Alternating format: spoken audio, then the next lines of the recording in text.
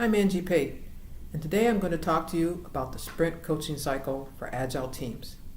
Now, if you're a new Scrum Master and you're eager to help your team continuously improve, but you're not really sure of the best time to bring new ideas or learning to the team, then this video is for you.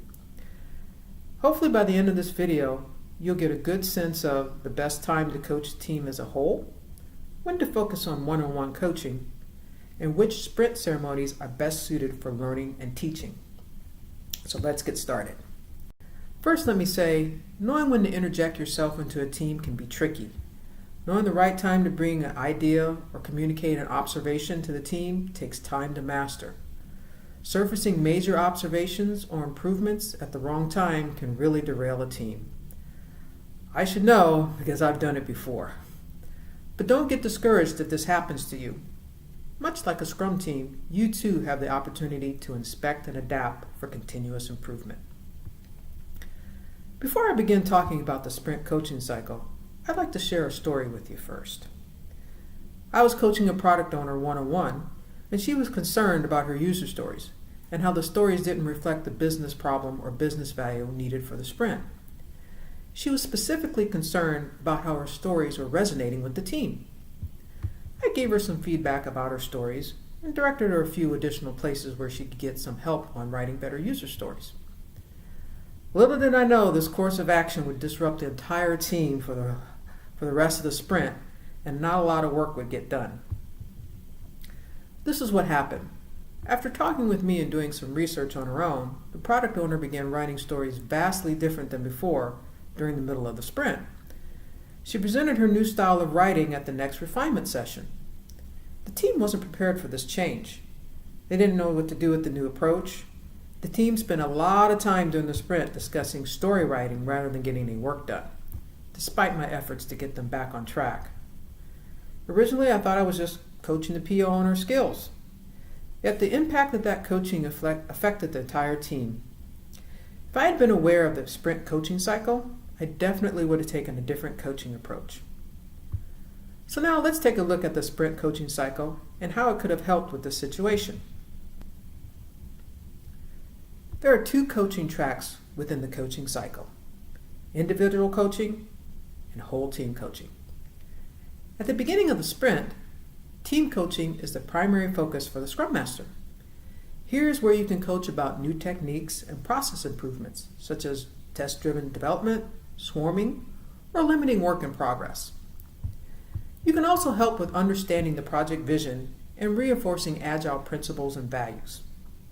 Sprint planning is a great place for this type of teaching and learning. For individuals, individuals take a back seat at the beginning of the sprint. The key at the beginning of the sprint is for a Scrum Master to get the team primed and ready for the upcoming sprint.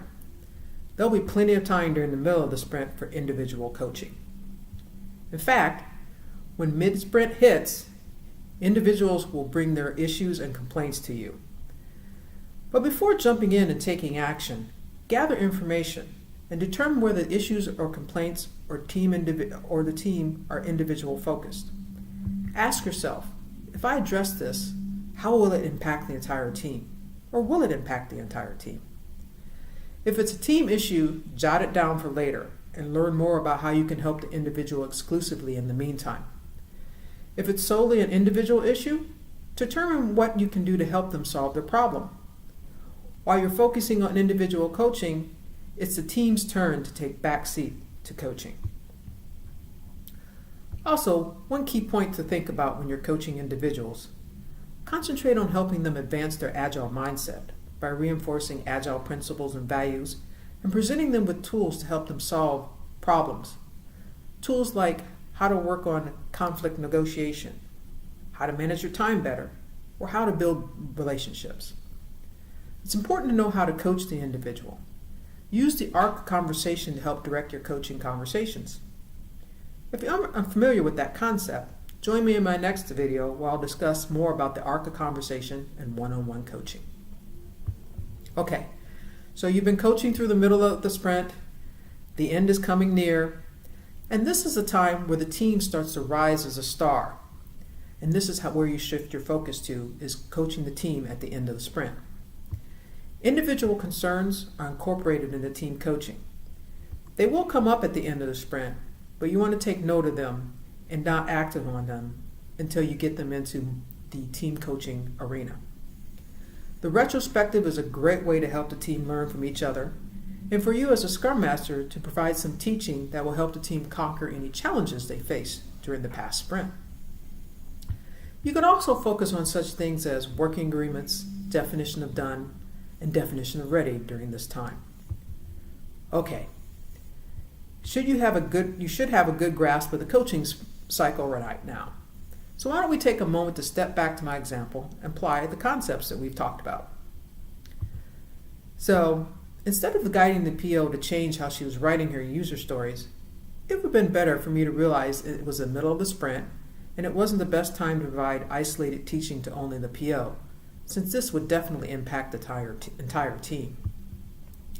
Noting the PO's concerns would have been a better approach, and commuting how the timing wasn't right to tackle the issue, and that would be brought up later, would have been a better tactic to take. Focus should have been to shift the PO from concentrating on writing user stories and to help them develop tools to better communicate more effectively with the team.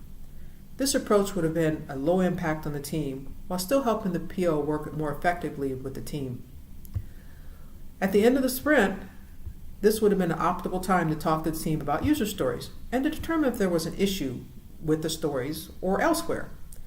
If indeed user stories was what they wanted to work on and improve, then as a Scrum Master, I would have had to use the retrospective or the planning session or even an ad hoc session to teach them about whatever concerns they had with user stories. Taking this approach would have improved team collaboration and unity, achieved shared understanding about what needed to change and how they were going to go about the change, and they would have been more prepared on what the shift was going to be and how they prepare themselves for it. Taking this approach and using the sprint coaching cycle, disruption averted. All right, let's quickly recap. For the team, the best time to coach is at the beginning or the end of the sprint. This is the optimal time to introduce new techniques, reinforce Agile principles and values, and help with understanding the business value to deliver. Use the middle sprint for focusing on coaching individuals. Take note of any concerns that impact the entire team and jot them down for later. For individuals, help them become better Agilists. Focus on those soft skills and providing tools to help them solve their own problems. Well, I hope you enjoyed this video. Be on the lookout for my next video, which will cover how to coach one-on-one and using the arc of conversation. Thanks for watching and have a great day.